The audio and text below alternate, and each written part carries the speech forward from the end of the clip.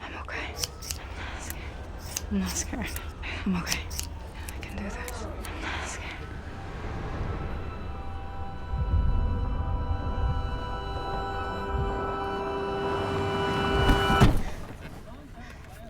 You owe me! Back off the cab, lady! Honey, Mommy loves you. Give me back! You hear me? You need me!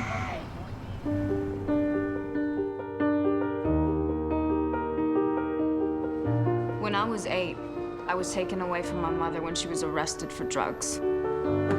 By the time I was 12, I was in my 10th foster home. And all that time, that letter was the only thing I ever got from you, Dad. I need a place to stay for a little bit. It's clear that you are not ready to assume the responsibility of motherhood.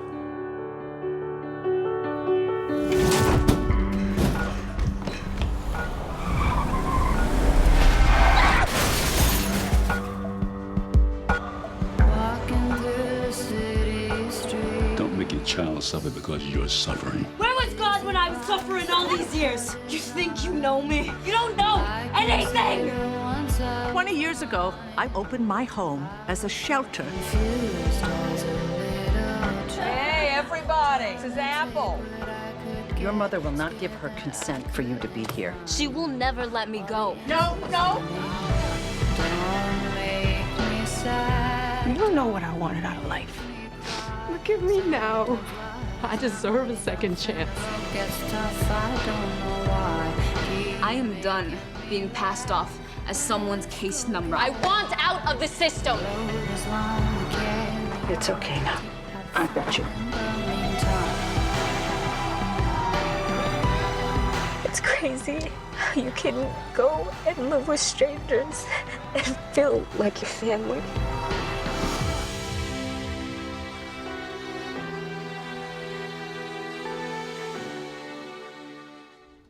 Hi, welcome to the Catholic Corner. I'm Monsignor Walter Nolan. You know, you were just watching the movie trailer from Gimme Shelter. The movie inspired by Several Sources Shelter.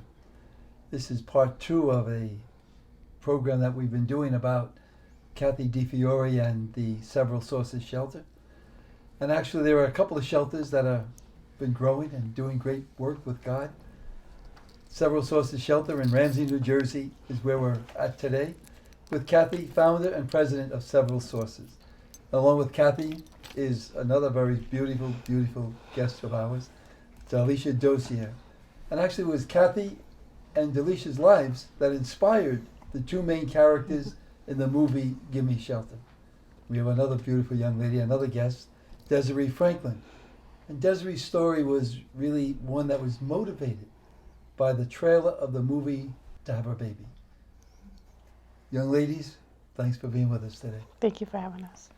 You know, last week in part 1, we learned about the real shelter, Several Sources, Kathy, and thank you so much for all that the love in your heart and the love that gets expressed. Today we're going to find out a little bit more about the movie Gimme Shelter and the impact it has made so far, and especially the impact on Desiree and her life. Mm-hmm. Kathy, tell me, how did the movie begin, the idea? You met Ronald Krauss, was it, the producer and director and screenwriter of the film? How'd you meet him and how did this all come about? I mean, you're like the magic lady from God who got to do so much, and I gotta learn all these little miracles that happened to you. Well, it's a very strange story. Ron had heard about us. And I have this saying that, God writes straight with crooked lines.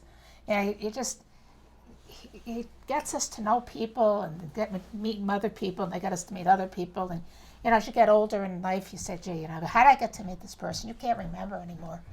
And Ron heard about me. We're in New Jersey on the East Coast. He heard about us all the way in LA. And he can't even remember exactly how that guy said, there's a woman you should talk to because he writes and he gets involved with human interest stories. His last movie was on child trafficking called To Mexico, which played at the United Nations. And this is the type of unusual person he is. So I said, gee, I'd like to meet her someday.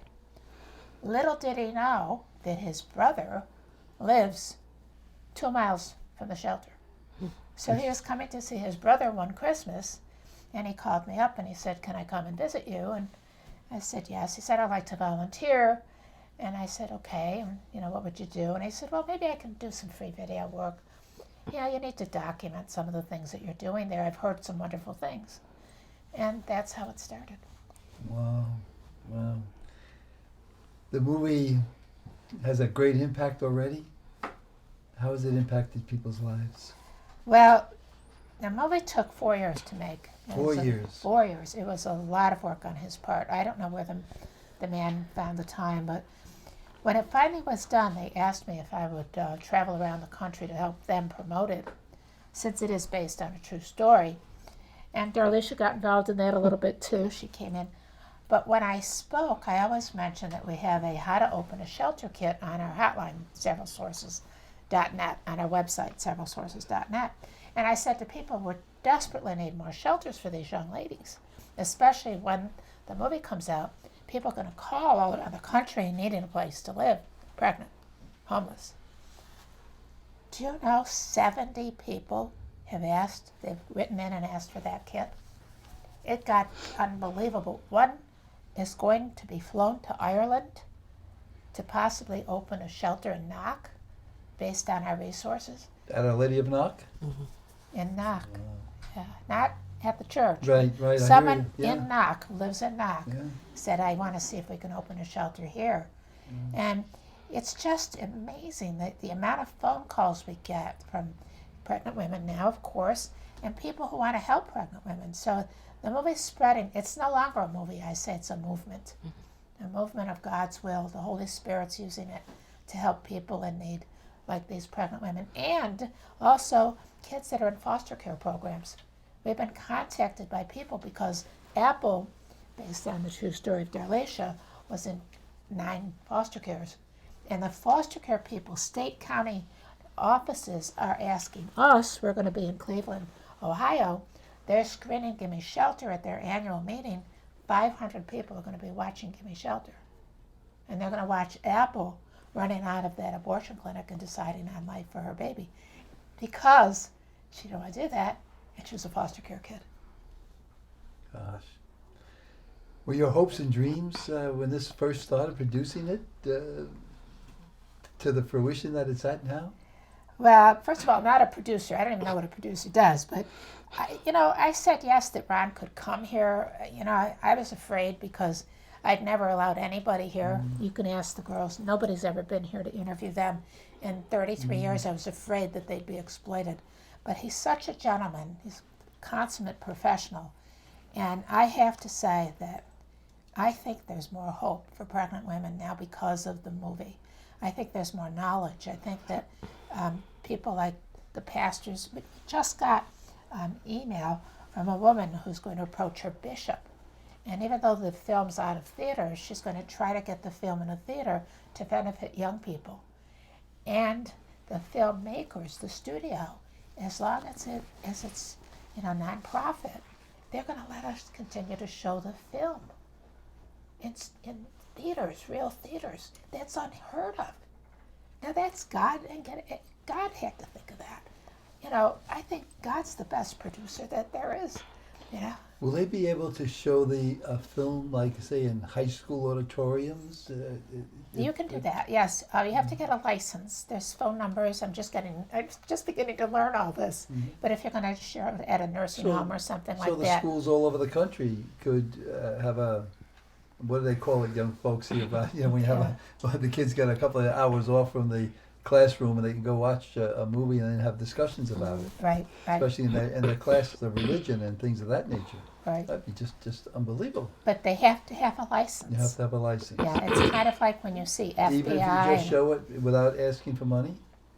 But the licenses, I don't think, are that expensive. Okay. And they wouldn't be asking the children. But you know what I also think? I think this is a perfect time. Something's happening out in the world. There really is. There's something out there that's starting to rebel a little bit and say, you know what?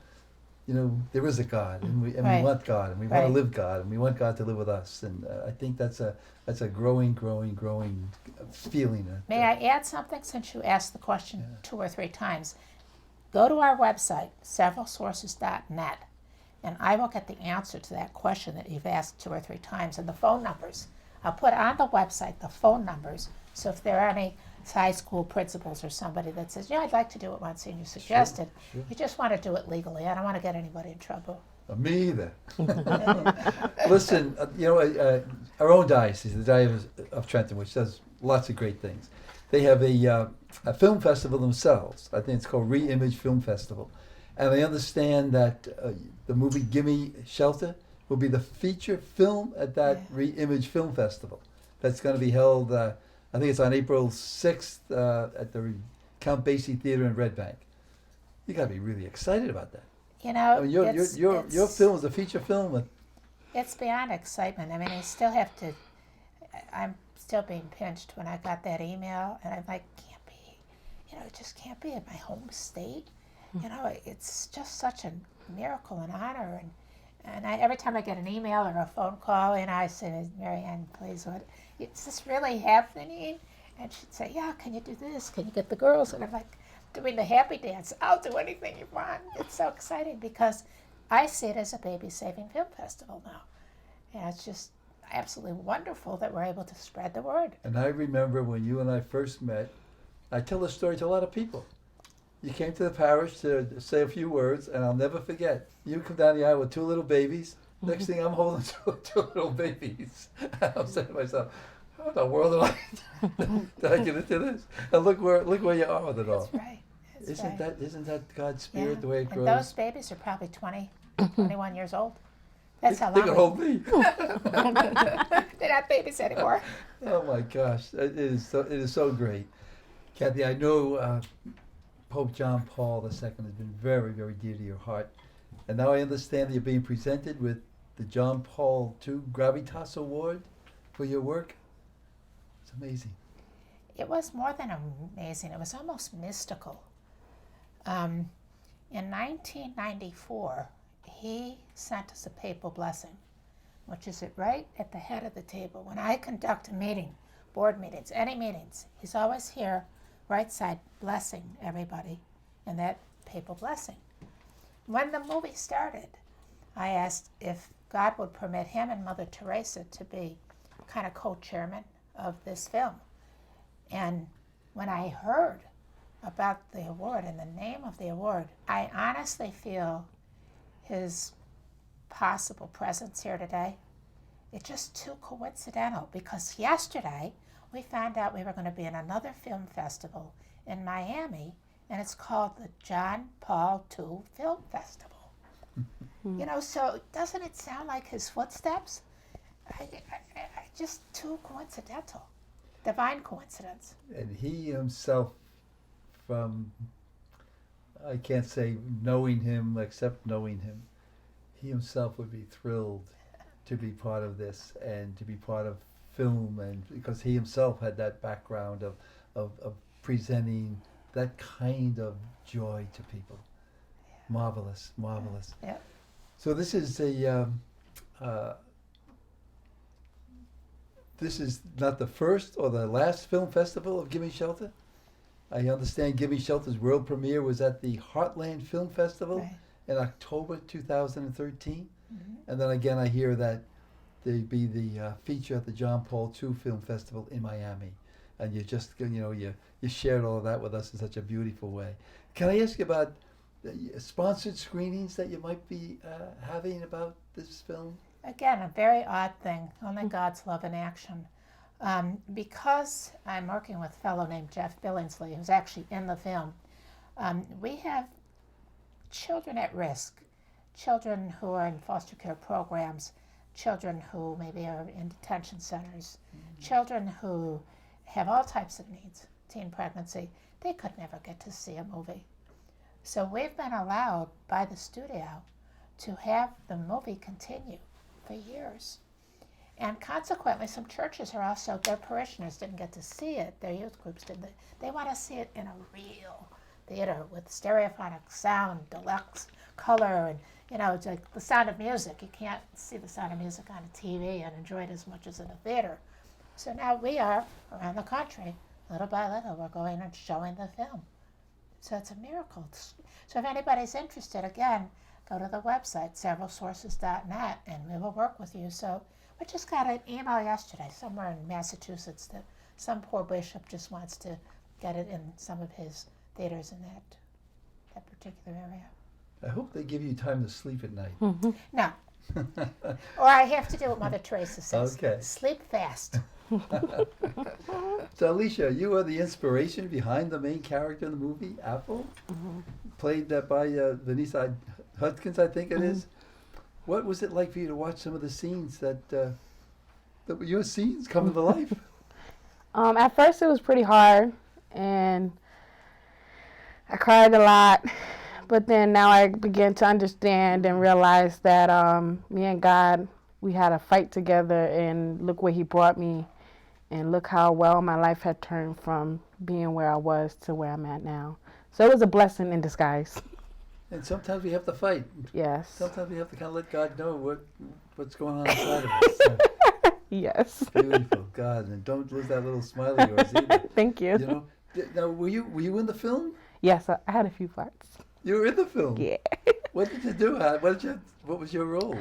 I just played me, just like how you guys think. I was just me, but Vanessa played more of me. But I was just the normal Darlisha. So is this a career? I mean, you hope to be in some more movies? I hope so. I hope so. I mean, I like it. I enjoy it, and I like that I can be myself. I have like a lot of different characters, not the crazy ones though. Delightful. Oh, she is. Delightful. We have our own Oprah right here. That's terrific. And Desiree, tell me about your situation before you came to several sources. Like, I was just living in Jersey City. Jersey City. Yeah. That's where I was born. Really? That's where I was born. Wow. I go there a lot. It's a great place. It's just how you make it. My baby's father is abusive, very abusive, and I was living with him in an apartment that we got, and I went to the Gift of Hope, and I got a sonogram, but I was procrastinating on coming to several sources because I heard about it already, and I seen the pictures of the shelters on the wall of Gift of Hope, and Rosemary was telling me about like this, like they'll take care of you. You don't have to go through what you're going through no more. And I was just procrastinating, and then I seen the Gimme Shelter trailer, and it made me like want to get out and do better with my life. That there's like it was like a sign, like get out. So I called up Virginia. It's one of our house moms, and she's a supervisor now.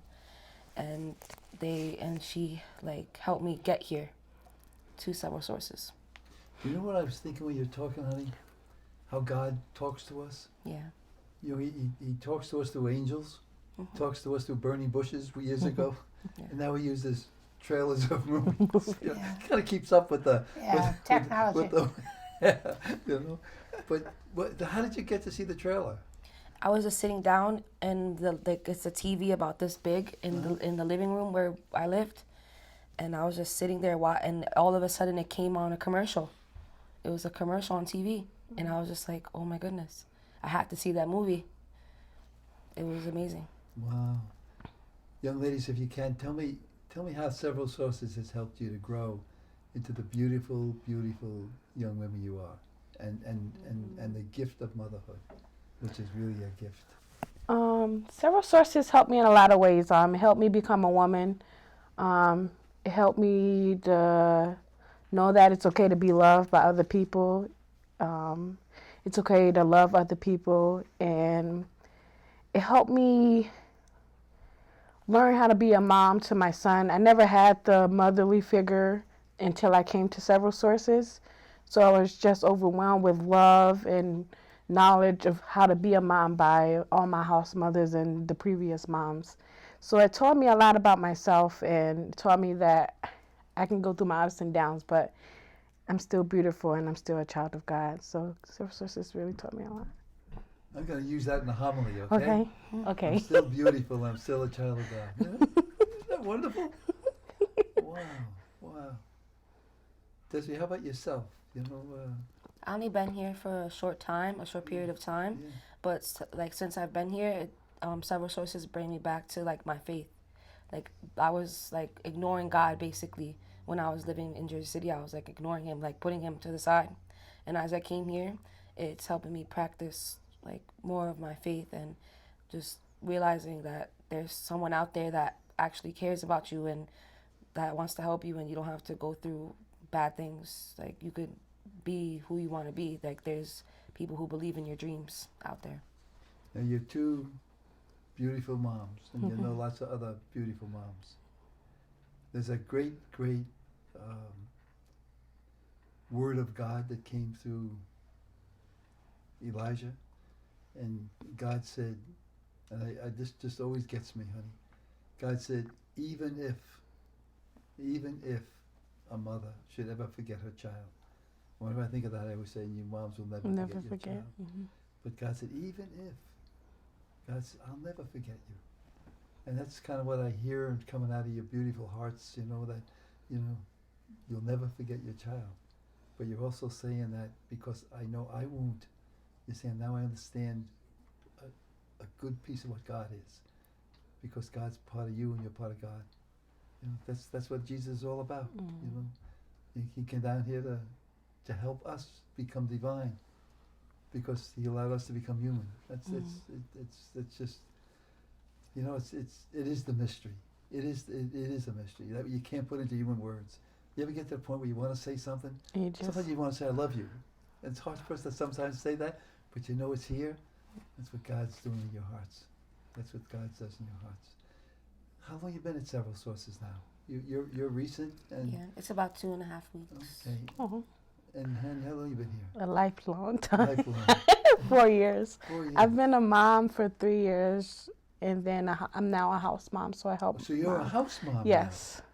Now. Wow. Mentoring. So tell me now, what does a house mom do to the moms? You have meetings together, or you just we try to help them get back on track, try to take them under our wing to care for themselves and their babies, and try to have them know that there's someone here to help you with school, anything you need, and just show them that they can love themselves. You know, I have a definition of a friend. And the definition of a friend is the one who knows the song in your heart. And if you ever tend to forget it, they'll sing it for you. That's and good. That's exactly what I just hear you guys living, you know. You know the song in your hearts, and you sing it to each other whenever someone needs it to be sung back. Wow. Delisha. Yes. How has having your son Julian changed you as a person? He's like a little bundle of joy. He taught me a lot about myself. He taught me that it's okay to have the past that I had, because now I'm blessed to have him in my life. He taught me patience. He taught me love. He taught me to be grateful for my blessings, even just to have a blessing of lips or a cheek, because now I can kiss him on his cheek and he can kiss me on my cheek. That's beautiful. Yes. So he's a little bundle of joy and a character. Oh, that's and it just tells us we can see and feel God in multitudinous ways. And if I can interrupt you, I also think God comes here, and He comes for a visit because He needs a baby break. He loves it here. We can feel His presence and His enjoyment, kissing on the cheek. Well, He came as a baby. It's true. You know, so It's true. why wouldn't He come here to see the other babies? Exactly. You know? His children. Gosh. And brothers and sisters. Amen. You know, it's as simple as that. Can you imagine if the world could feel that? Exactly. I mean, really feel it? Exactly. You know? Yeah. There'd be I've no had some war. experiences in life that some other program we can tell, but you know, people are the same all over. People love their children. People love their families. People, you know. And a baby's the best thing to make peace in a family. You know, Joy. That's another program I could do. Okay, you got it. Tell me about the movie. What, you know, I don't see a whole lot of movies. I should, but what was your favorite scene? We'll start with the young ladies. What was your favorite scene in the movie? I've seen the movie a lot of times. I would say my favorite scene is my hardest scene to watch, when she's confronting her father with the stepmom in the room, and she says, I've been to foster care and I've been molested. For me, it's kind of hard to watch it, but it's like, wow, I've been through that, and look at my story being told to other people, and it can change from me having my story told from that scene. So it's a hard scene, but it's one of my favorite scenes. Honey? My favorite scene was when she's pregnant and they're telling her that she's not fit to be a mother. Like, she's not fit. And she was like really upset about that. And I could like kind of relate to that. You know, this has nothing to do with you in a sense, but when I was like your age or younger maybe, I used to like to box a little bit and that kind of stuff. And there was a poem that I remembered, and it was about a boxer. And it was called Up Again, Down Again. And of course, a couple of the rounds he kind of got knocked down, but he always got up. And then in the final round he got up. But every stanza ended, up again, down again, up again at 9. And I said to myself, you know, that's the gospel. Because even the Lord fell down, but he always got up. And I said to myself, you know, and when you get up, that's the resurrection. There's always a resurrection. So you always got to get up. And then when you get up, that round's over with. You look for the next round, you know. Oh my gosh, we could go on. When you tell me they're so lovely and beautiful. They speak for themselves. Kathy, I got to ask you this question, though. Sure. It's about a priest. What about the real priest who inspired the character James Earl Jones played in the movie? Did you know he wanted to be a priest? When James he Earl got, Jones? he was thinking about studying for the I priesthood. didn't know that. He played the part magnificently. He was gentle. He was not pushy, but yet he always stuck by the word of God. And he was always there for her. And he knew what he had to do, but he didn't push it. And he waited till they came to him. And then he brought the girl here. And he followed up, visited, followed up. He never left her until she was fine. Wow. It was just, the storyline was beautiful. He played the part. I mean, it just was tense. Good stuff. Very good. I also understand you have a book. Yes. Give Me Love, Give Me Hope, Give Me Shelter. Yes. And that was a true inspiration behind the film. It's going to be, my first book signing will be at the event. Wow. Well, you're going to do that at the event. Come to the event. We hope that you'll try to see the movie, Gimme Shelter. And you can see it at the Reimage Film Festival at the Count Basie Theater, Sunday, April 6th.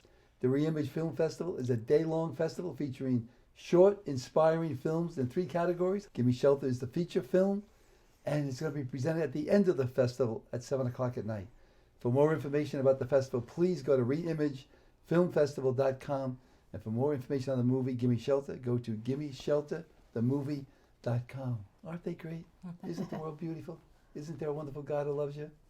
Why don't we just keep praying for each other and loving each other? Simple as that. Bless you.